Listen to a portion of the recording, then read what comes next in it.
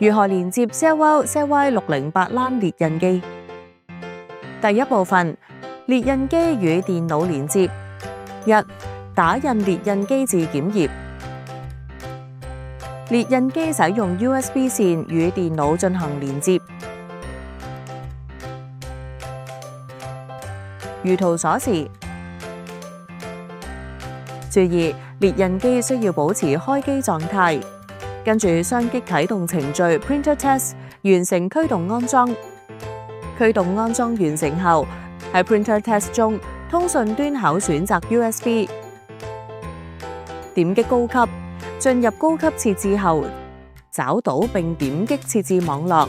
進入設置網頁後，喺 WiFi 設置中填寫 SSID 即 WiFi 名稱，再填寫 WiFi 密碼。填寫完成後，點擊設置以上內容。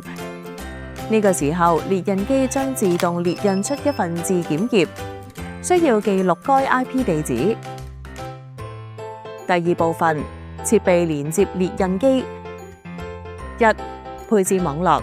進入設備的 WiFi 設置界面，喺可用網絡列表中選擇與列印機一致的 WiFi 網絡。進入 Host 界面，點擊左上角3條橫線，點擊設置。喺設置頁面點擊列印，點擊右上角的添加列印機。喺列印機型號列表中選擇 Xiaowao CY608 LAN 列印機，點擊確認。喺參數設置中 IP 地址欄，填寫自檢頁上列印的 IP 地址。設置部門中啟用列印部門，如收據列印機、發票列印機等。設置完成後，點擊列印測試頁。當彈出尋找和連接區域網上的裝置提示時，點擊允許。